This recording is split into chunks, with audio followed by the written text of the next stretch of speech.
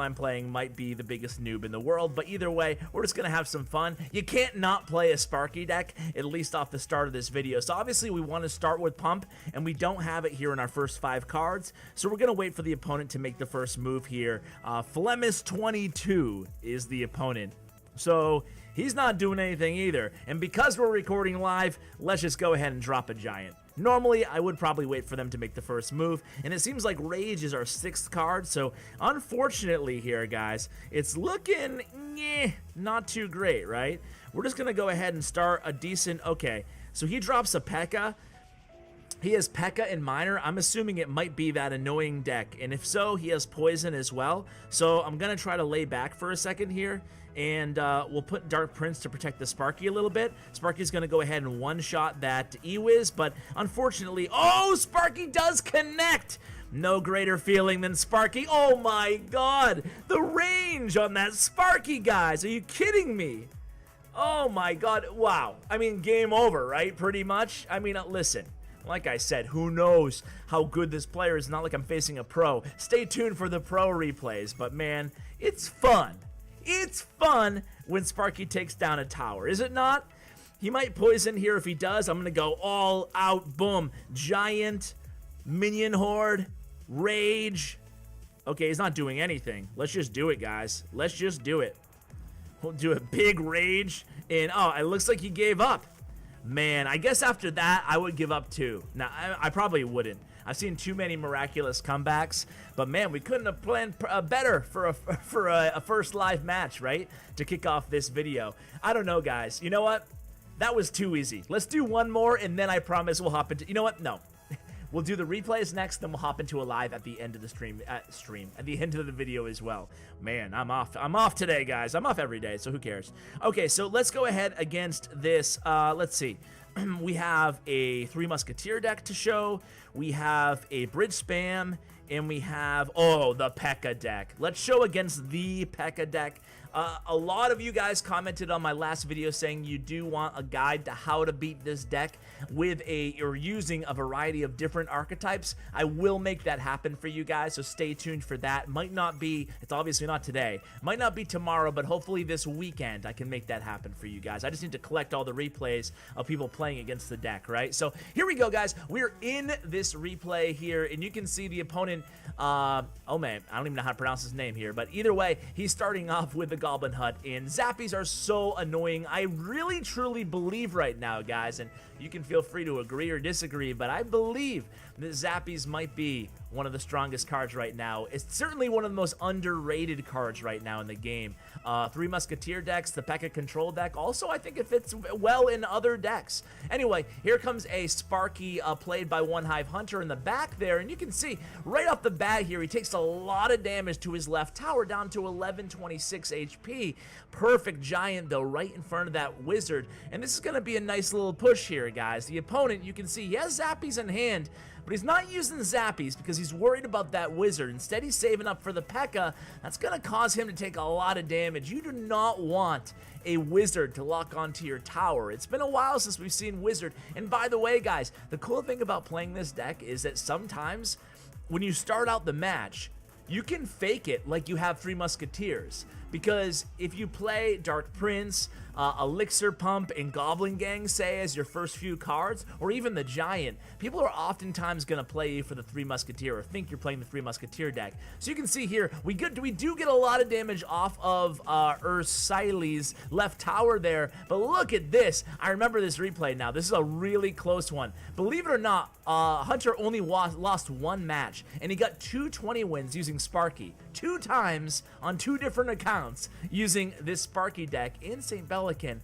but this was a really close one. Look at this. His King Tower is down to 632. Again, he's going to sneak that Giant in front of the Wizard there, and then immediately start punishing with everything he's got. He knows the opponent doesn't have Poison in hand because they just used it on offense. So look at this, guys. It's going to be Rage time, baby. Here's the Rage, and let me tell you guys, in case you're like me and you haven't picked up a Rage spell in about, I don't know, ever 2 years since it's been out, it's strong. It comes in hand. Here's the thing about Rage. It's not a good card. It's a bad card, I think, right? However, in certain situations, kind of like heal, these effect spells, rage, heal, freeze, right? In some situations, it can be incredibly powerful and useful. So just wait till the right time. And even sometimes, and this, I hesitate to say this, but even sometimes when you're on the borderline, should I use, if it's in double elixir time, let me clarify. In double elixir time, I would err on the side of being a little bit more aggressive with my rage spell. The reason being is you don't want to sit on a rage spell. It's only 2 elixir. The risk reward can be high, but the payoff can also obviously be high, right? So sometimes you might waste a rage. But when you use a rage on a giant, it's always almost a safe play. He swings really fast on rage. Okay, guys, enough blabbing here. Let's see the, this one actually against bait was really good. Let's see how many wins this guy has. Only 12 win player, so let's not show it. Let's go with the bridge spam. Then we'll show the 20 win, and then we'll do another live. All right, so here we go. Let's start off in double time here. You guys can see Hunter on the bottom this time, guys, and he has Elixir Collector as his 5th card, but you can see a really expensive starting hand for One Hive Hunter. That's the thing about this deck, is sometimes you can have a very awkward starting hand.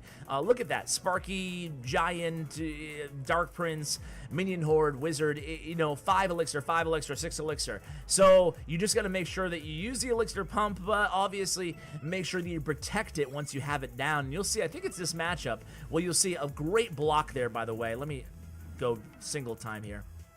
Great block with that Goblin Gang, and now you can see the rage. I mean, that's a beautiful rage spell. Check it out. That Wizard is just hammering away. That Battle Ram, Dark Prince hammering away. Unbelievable. And that tower is going to be down. The opponent is pissed.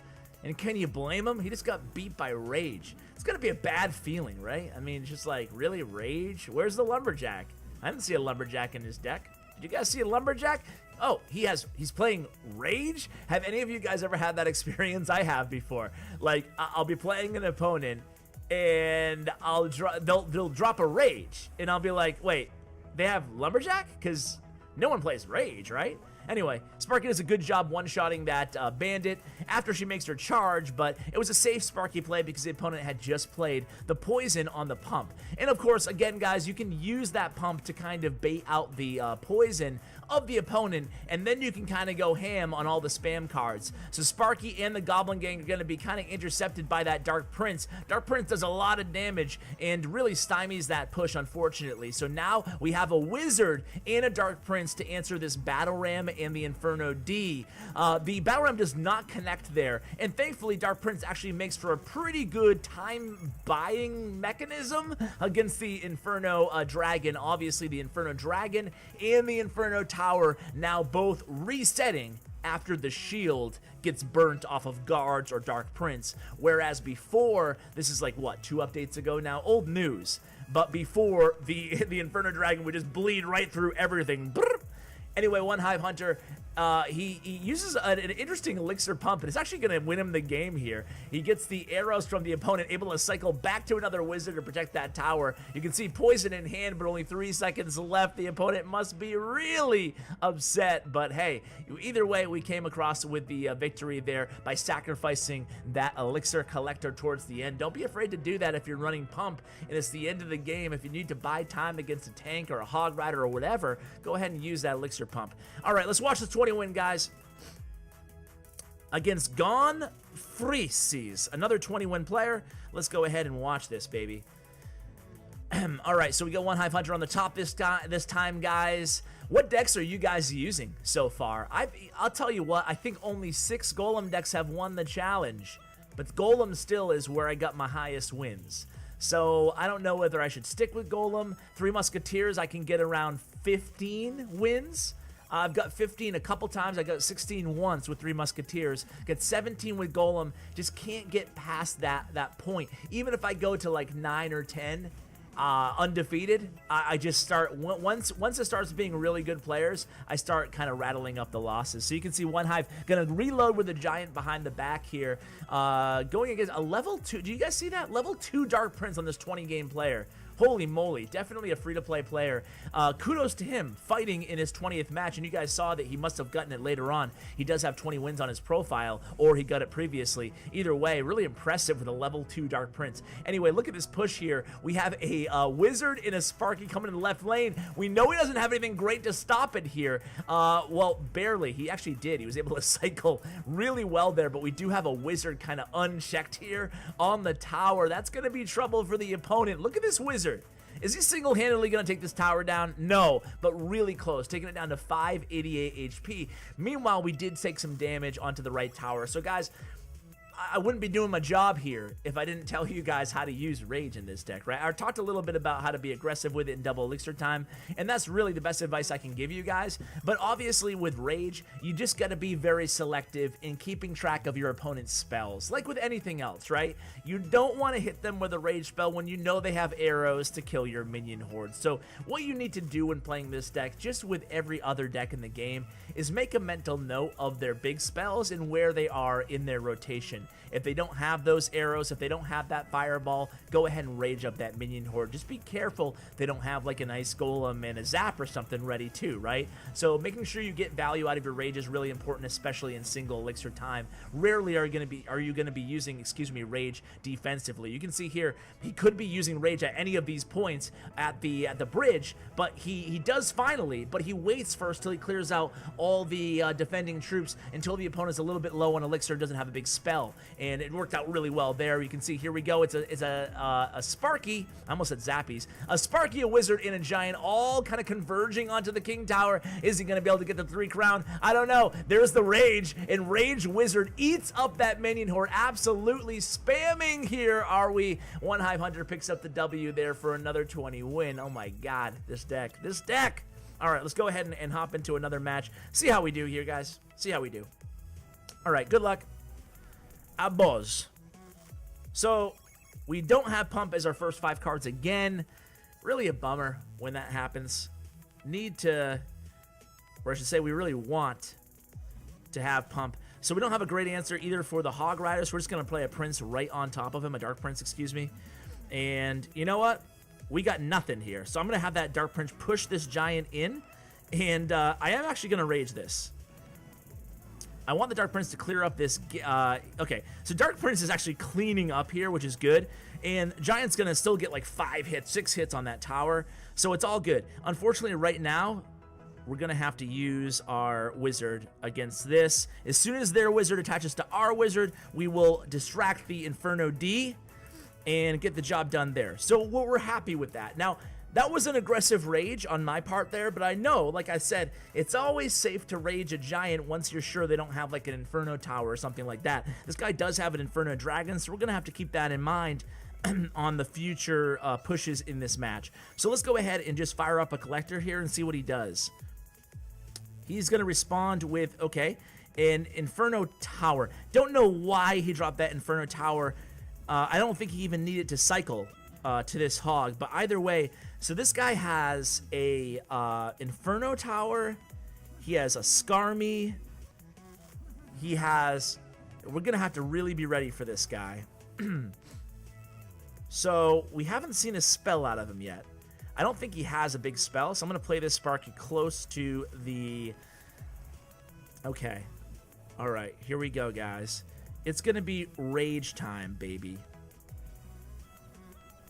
Beautiful. Okay, so we lose. Unfortunately, we lose our Wizard there, but it's okay because we actually get the tower. So I dropped that Wizard a little bit early. You can see he actually distracted the Inferno Tower, which isn't the worst play in the world, but that's not what we wanted to have happen. However, we actually did luck out there because he dropped a minion horde right on top of my Giant, and Wizard was able to finish the job there.